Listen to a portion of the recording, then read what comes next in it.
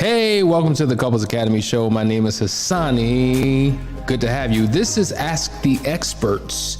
Every single evening at 9 o'clock. We come to you to answer your questions. So if you have them tonight, make sure you put it in, chat with us, let us know where you are going, where you're actually on from. Maybe you're on YouTube, maybe you're on Facebook. I will say, starting next week, we will be on Instagram. So if you have people who hang out over there, let them know, because we're gonna be coming and introducing ourselves to that community to spread this word. Make sure you like, share, and subscribe. We want people to know where to get the answers from. You got to be careful who you listen to. You can't listen to everybody. Not everybody has what you need. Sometimes you look for the right advice in the wrong places and you follow it, and then you get the results that you weren't hoping for. So this is why we're committed to you tonight. So we want to hear from you guys. What do you want to know? What are your questions? What are you asking for? Before we get into that topic, I just want to share with you a testimonial that we shared this morning from someone who attended the Last Chance weekend. And so once we walk through this, then we'll unpack tonight's show. My name is Makisha. I am from North Carolina. And my husband and I came to Last Chance weekend because we were really at a place that this is our last chance. We are separated, and I figured, you know what?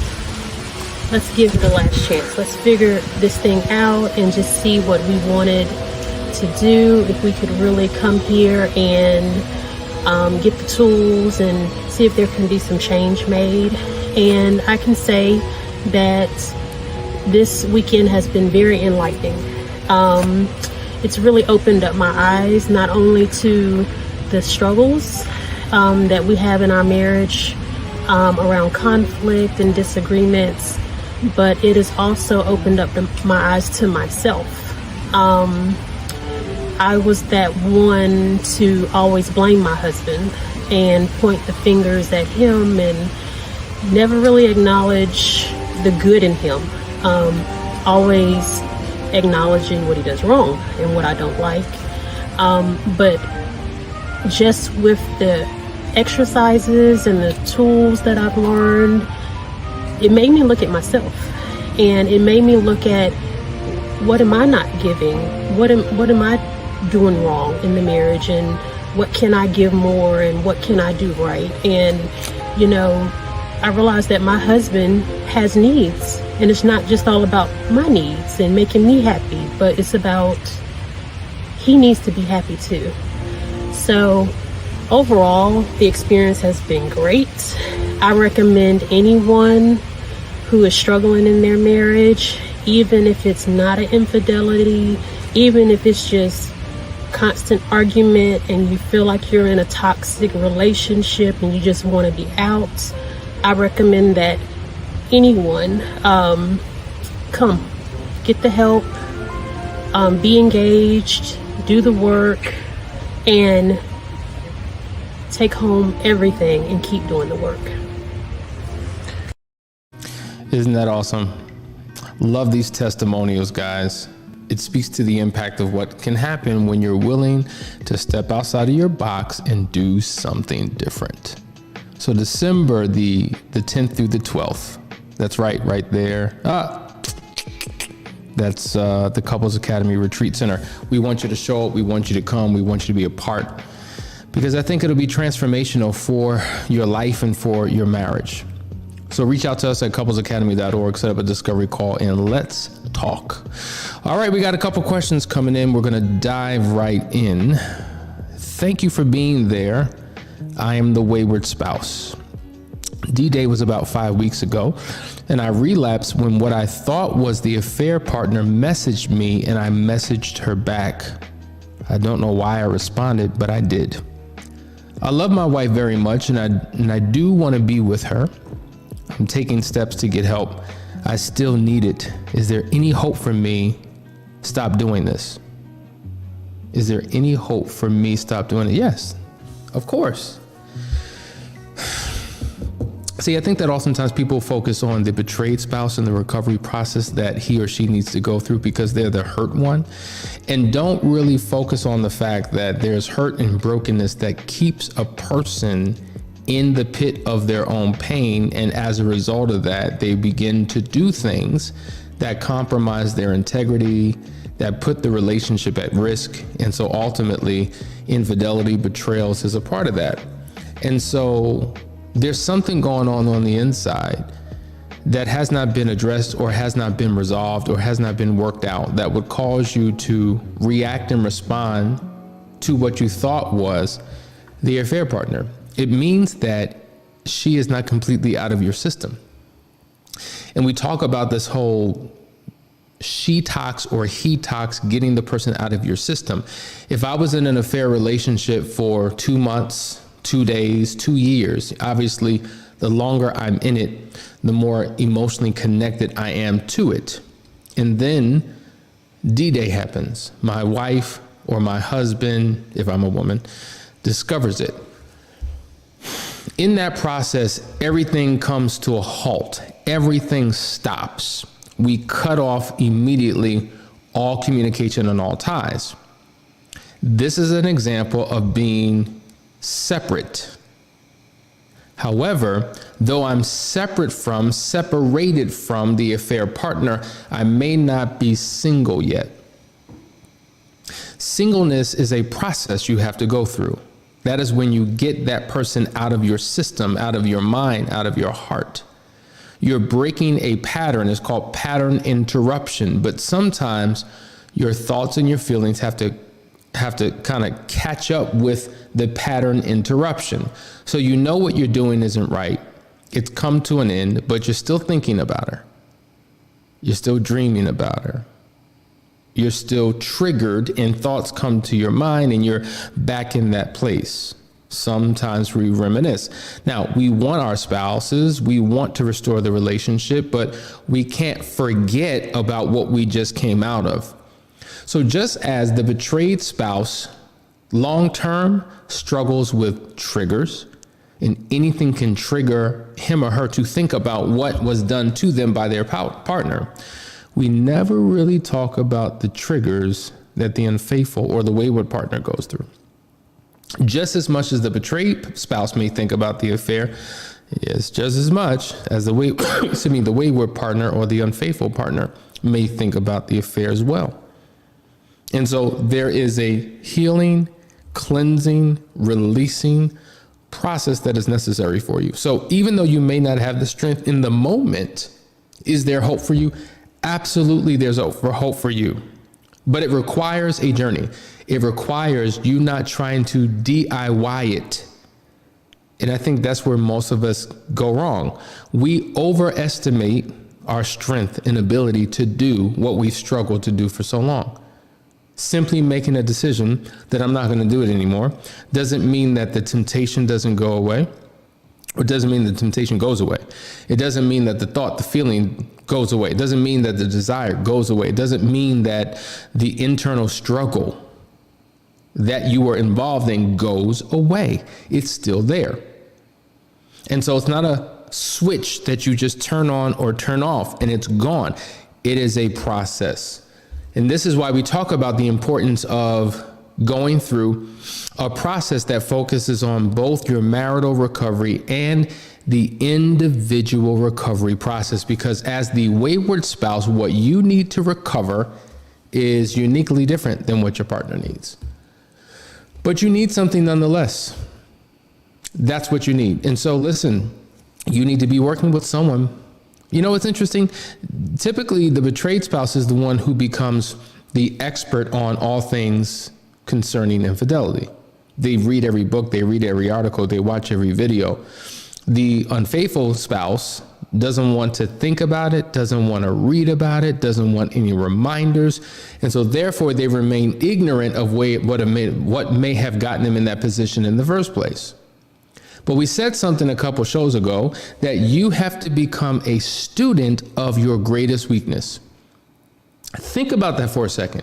If I continue to fail and misstep and constantly have undesirable results in a particular place, I can't get it together.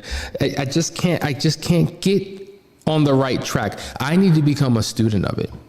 Because if I can become a student of my greatest weakness and truly go in, become a master student, I will ultimately become a master teacher. And I will learn what I did not know, see what I did not see or haven't saw before. I begin to figure out how to overcome. Because I study it until I figure it out, and I look for the cracks, and I look for the angles, and I look for everything to figure out how to overcome this situation, and boom, voila, I'm there. But moving forward, not thinking about it, sticking your head in the sand, hoping that it goes away, or simply saying a prayer and thinking that is enough is not enough. It requires work. And if you're willing to put in that work, you will get the results that you are searching for. All right. What does one do if their spouse hears something different than what is actually being said? For example, the husband could say something neutral, but the wife receives it negatively and gets offended. This is real. This is very common. And I would say it's not just about people who are in turmoil or in crisis or going through. This is the nature of mankind, that is, men and women. See, what happens is, as I'm communicating something, I don't mean anything by it. I'm just saying, I'm just sharing, I'm just speaking my speech.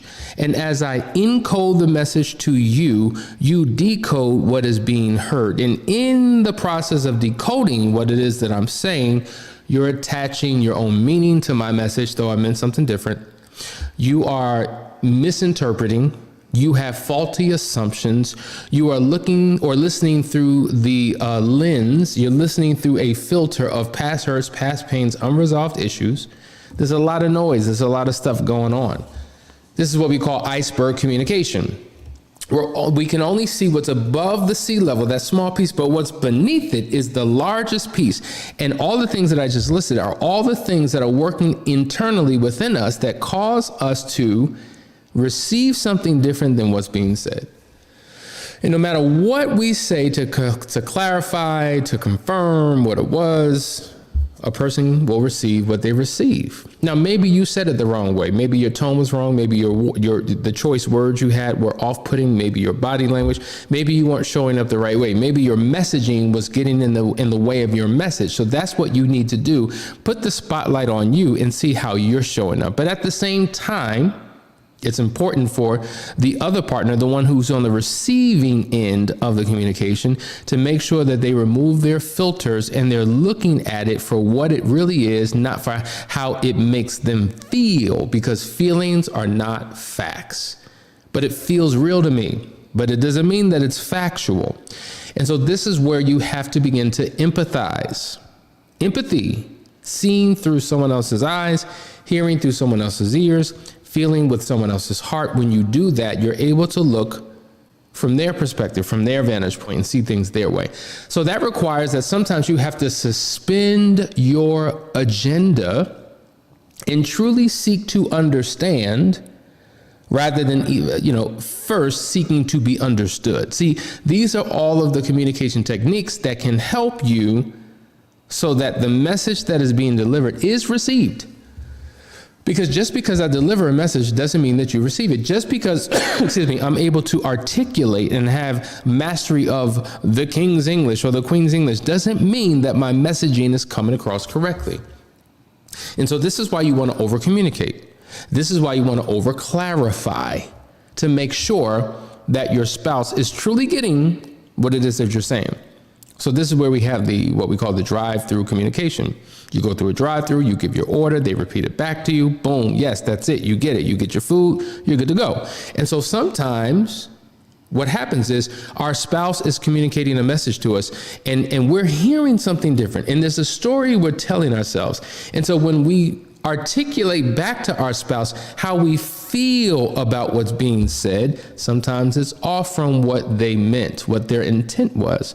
And so you got to be able to give your spouse the benefit of the doubt, because maybe you heard it wrong. Maybe it hit you a certain type of way.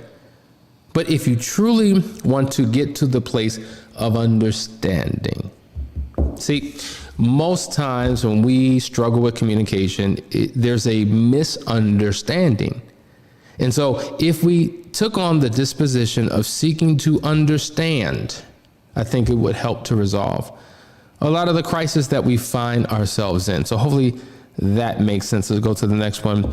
She had messaged me this past Saturday. Sorry for leaving that out. Okay, so the affair partner did message you. Well, guess what? Why? Why is she not blocked? That's number one. Why is that number not removed from your phone? That's number two. There should be a no contact contract. And on top of that, when that former affair partner contacts you, the first thing you should have did is tell your spouse, babe, listen, I don't want you to get upset. I know you may, but I'm willing to take this risk because I'm trying to show you that I'm honest and integral. I got this text message. I want you to see it. I didn't respond to it. Before I did anything, I wanted to share it with you. I didn't want to delete it because I didn't want you thinking that there was something more going on than what this text suggested. So I wanted to be transparent and show you what this was so that we can decide together what to do. That's what you should have done. But if you responded, not reacted, responding to something means that you've already thought through what you're going to do when such and such happens. So you're planning out the scenario. See, when an affair ends, oftentimes there's cracks in the window, the door is ajar, and they are able to slither back into our lives when we're not on guard. And so the question should be, when she does try to contact me again, because most likely it'll happen, how am I going to respond? That's what you need to start thinking about. But you want to put up lines of defense. And how do you do that? Number one, like I said, she should be blocked. The number should be out of your phone. Was there a message that was delivered to that particular person that the affair was actually over? Did you actually make it crystal clear? Or did you ghost her? This is a rhetorical question. You don't have to respond to this. But oftentimes, we don't give the proper messaging. It's not crystal clear. We don't cut things off. We lay low. We wait till things come down. Or, hey, we can just be friends, right? No, you can't. We give these soft outs, right? Rather than being hardcore and cut the stuff off. And then what happens is we wind up in situations later that we're sucked back into because we never officially ended it the correct way. So these are the things that we have to deal with. Okay. Almost like they are looking for their spouse to say something offensive. Okay, I think there's a connection to something else. Good evening to all. Michael from Orange County, California. Don't give up on your marriage. Fight for it. Never give up and never quit. I love you all. You are in my prayers. Thank you, my friend, for sharing that. This is what this particular channel is all about. It's not just what they hear from me. It's about what we hear from one another to offer up some support in the journey. Thank you for sharing that. Legendary Lady says, he had inappropriate contact with his ex. Because of it, I said he can no longer have any contact with her that I don't know about. Well, he contacted her again, says it was nothing, so he didn't say. Okay. Violation, betrayal. Here we go again. See, when one begins to justify why they contact a former partner that they were previously inappropriate with, it is a violation. Now, let's just say there was an affair and listen, I didn't cheat. It was just a conversation. It can feel just as bad. Now, obviously the actions aren't the same, but the impact can be the same, sometimes worse, because after we had this conversation, after we determined what we were going to do, you still broke a promise, okay, went beyond a boundary that we established to then reach out to the very one that was a source of contention in our relationship. That is a major problem. And as long as he continues to minimize his actions, it will be progressively worse in terms of the impact that it's going to have on this relationship. So it's time to course correct. It's time to have a serious conversation. And sometimes this is why we talk about the power community, because sometimes people are so committed and married to a mindset that really doesn't serve them or the marriage. And when you're a part of a community and you hear from other men and from other women and their experiences and shifts and changes that they've made, it helps to begin to reshape the thinking of a person who was stuck in a belief set that kept them in a bad behavioral pattern that compromised the relationship. So what are you guys doing? Are you getting help? Are you going somewhere? Are you reading? Are you watching the videos together? Are you unpacking it? Something needs to change, because doing more of the same will certainly just get you more of the same. He has a habit of claiming things he doesn't mean. He has a habit of claiming things he doesn't mean anything. When he keeps minimizing, does that mean that he really wants out, but wants me to initiate it? I need you to clarify that, but don't. But I think I get it. Minimization is a problem. You can't question the motive. Like, if he's minimizing, does that mean he wants out? No. Listen, overwhelmingly, men don't want out of their marriage. They just don't. They don't cheat because they want to leave. Okay, generally speaking. That's not what they want. They want both. They want both lives, both worlds. But eventually something has to give, and something is negatively impacted. As weird as this sounds, men don't cheat because they want to leave. They cheat because they want to stay. If a man wanted to leave, he would leave. He wouldn't have to cheat. If a woman truly wanted to leave, she would leave. She wouldn't have to cheat. But then you could make the argument, well, I can't afford to leave. We have children. We have finances. There's a dependency. There's a fear of if I start all over again. But in the meantime, I want what I want, though I'm not getting it from my spouse. And so therefore, that's why I justify and rationalize why I got to stay in this marriage, because of all the things that come along with it. But I also have to pursue this affair because what I'm lacking in my relationship that I'm seeking out in somebody else. And so in that space, listen, it's not easy to leave. And oftentimes people don't have a desire to leave. They just want what they want, when they want it, how they want it. It's a selfish, self-centered act when you engage in an affair. You're thinking about oneself. And so, no, overwhelmingly, I don't think that he's minimizing it because he wants to leave and he's trying to force your hand. I think that he hasn't recognized the magnitude of his offense, because he can't feel what you feel. He doesn't intellectually get it. And so therefore he's justifying and minimizing what he's done so that he can feel better about himself. He's trying to cleanse his own consciousness. That's what we do. And that creates the problem. All right. I'm trying to write my disclosure for my wife. However, I'm getting into painful memories. Is there a way to help get past the pain? No. Sit in it. You're writing the disclosure. You're supposed to feel the pain. What you're doing is, see, it's so interesting. There's a phenomenal book called The Shortness of Life, and it talks about how oftentimes we as human beings do not like to look back on our past because we're forced to confront our bad behavior, our bad deeds, what has gotten us into the situation. And so interestingly, when people are writing their full disclosure, they feel the pain. And that's what we want them to feel. Because when they feel the pain, they then can begin to empathize, not just sympathize, but empathize with the pain that their spouse is going through, because now they feel it. Now, that's exactly where you want to be. You want to sit in the pit of your pain till you get it. Because getting it intellectually is not, it's like this, in the church, they say it's either taught or caught. Some things are you just have to catch it. Right? So if you're experiencing that pain, what it should do is the very thing that you had a taste for and a desire for, your taste buds should change as a result of the pain that you're experiencing by being forced to think about it. So it should get to the place where, matter of fact, this is so powerful. I have a wonderful couple that I work with every single week. And he said, when I'm forced to think about or see examples of the person that I once was and what I once did to my spouse, it sickens me to my stomach. Like I literally, a physical feeling comes over my body when I even think or have a vision of what I've done. That represents growth and transformation. That is what you want. But for somebody to minimize, for somebody to justify, for somebody to not take ownership of it, for somebody to shift blame and pass the buck, that is an indication that they don't get it and they've minimized the impact, and maybe they put themselves in a position to do it all over again because they really didn't realize the gravity of their action. But for someone to physically get sick, it's not good, but it's good. You understand? It's not good, but it's good. That's what you want. So keep writing. Keep writing.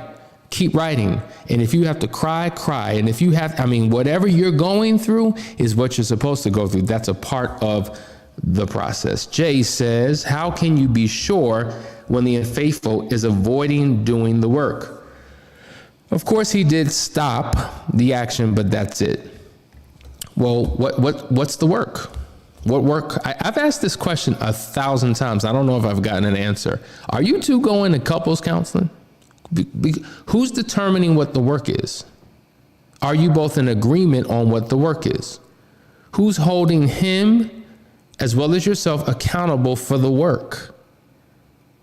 Right? What system, what process, what support group, what accountability, what counselor, whatever are you doing to determine what the work should be?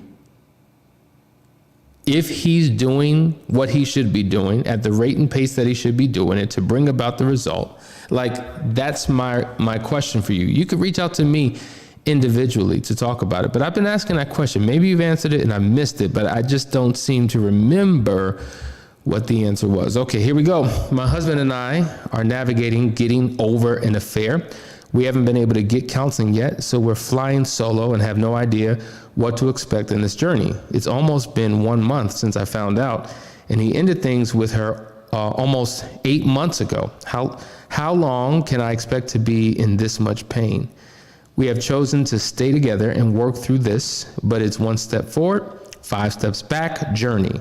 I've never experienced pain like this, and my emotions are everywhere. We empathize with you tremendously. So the question is, how long will I be in this pain? You can't put a timestamp on it. You may be in that pain for the rest of your life. You may be in that pain for 2 years. You may be in that pain for 6 months. Time is neutral.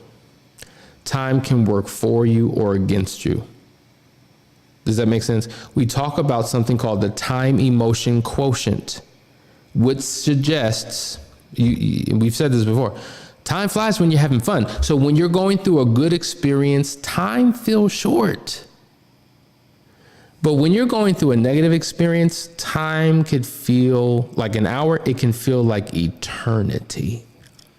And I give the example of being in a class. Remember, you in school, there was that subject that you couldn't stand. You didn't like the teacher, you didn't like the subject, you didn't do well in it.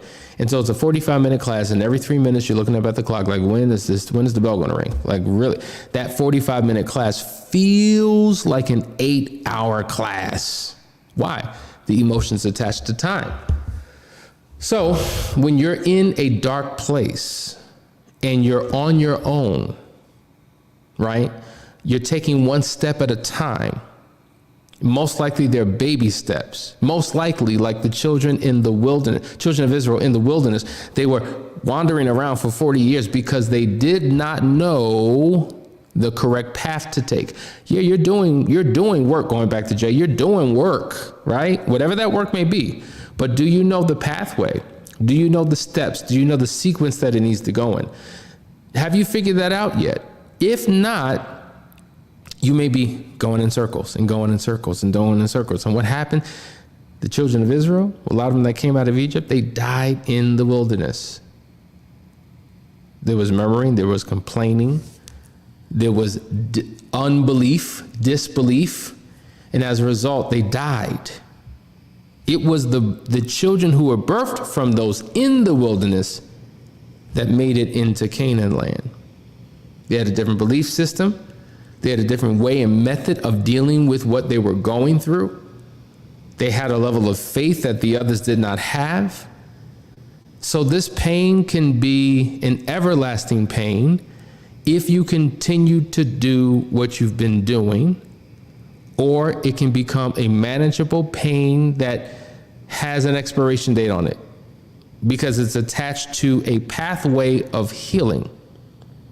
And so once again, I don't care who you go to, but find somebody who's skilled and competent in the area of your struggle and of your need so that the healing can begin. Any other? Okay, here we go. Is it okay to try to work on save the marriage for the sake of the children? Heck yeah.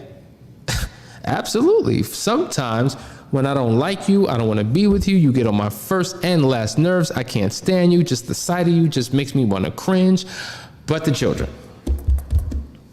And thank God for those children who kept me in this relationship, because at the time, if there were no children, I would be out. But because of these kids, I've endured. And eventually, the attitude was, well, if I'm going to be in this, I might as well at least make it work. So let's get some counseling. So you go get some counseling. Then all of a sudden, you get some insight, some aha moments. You start making course corrections. The vitriol and the hatred that you have for your spouse 3 months ago, no longer there anymore. All of a sudden, you're on this road to recovery to get better, and now it's transitioning to the path to fulfillment, because you're now in a much better space than where you were when you first discovered. And it was the kids that kept you anchored in. Kids can be a blessing. They can be a blessing. Oh, yeah. So if you're doing it just for the kids, well, that's your now. But you may discover another why for doing it. You may discover that maybe there is something here beyond just the kids that we can tap into that will help us get to a better place. And that's where many people find themselves. And as a result of that, they have restored relationships. And let me just say, many people have better relationships after the discovery of an affair because they went through a process than what they had prior to. All right. Last week made a year. We've been doing a lot of work. She knows everything that needs to be done, but she's stuck every day to where she don't want or doesn't want to do anything. What do you do to help? Remain consistent. See, you have to do your part. You have to become the consistent individual in the midst of the inconsistency. You have to be the rock. You have to be steadfast, unmovable. You have to be the one that becomes a beacon of light, of hope. You've got to begin to change her perception of you because she's seen consistency. See, to do something different could be an outward demonstration of what you feel you need to do to win her back. But the consistency of doing the right thing is an outward manifestation of an internal change and transformation, because it's no longer the work. You begin doing it with relative ease because you've taken on a different mindset, knowing that, listen, I got to be the best version of myself. And I'm going to demonstrate that regardless of how she shows up, regardless of what she's going through. I've got to be the rock. I've got to be consistent. I've got to be the prayer warrior. I'm going to pray over you. I'm going to support you. I'm going to speak life into you. I'm going to encourage you. And you know what, babe, right now you're in a stuck place and you don't have the motivation to do the work. I'm going to do the work, and I'm going to be an example. I'm going to be a model that I want you to mirror to let you know that we can get through this. And I'm going to support you in your journey. Not only am I going to pray for you, I'm going to pray with you. I'm going to encourage that you get around a support group. I'm going to encourage that we continue to go to counseling. You got to do the work. You have to do the work until it begins to catch on. I say this all the time. Listen, I hope that my journey and what I do and how I show up becomes an infectious disease that spreads. Usually when we think of an infectious disease, we think about it from a negative connotation. But if I'm doing something positive, I want it to be infectious. And you want your light to shine. You want to be the model. You want to show up the right way. You want to give her hope and belief. That's what you want to do. So help her by becoming your best self. Because I've said this, guys, you think about Family Matters, you think about Steve Urkel. Steve Urkel did all the right things, but Laura could not stand that boy. It didn't matter what she did. I don't like you. I like what you're doing, but I don't like you. So I reject it all. Help her to like you again by becoming. It's less of a focus on what you need to do, though you need to do. It's more of a focus on who you need to become. Because as you become who God called you to be, as you become that husband, that father, as you become the best version of you, when you do those good things, she now can receive it. She likes the good that's being done because she likes the person who's doing the good. You see, is that right? That's what you do. All right. How do I handle my ex? We have a 2.5-year-old. He guilt trips me all the time when our son gets upset about mommy not going with him and daddy. Makes remarks implying it's my fault we aren't together. He cheated. I left. So the question is, how do I handle my ex? I need more, okay. I need more information, I think. He guilt trips you. Well, the relationship is over, right? The relationship is over. So, a question like this, I can't really just give you just a blanket answer, because this to me requires at least a conversation.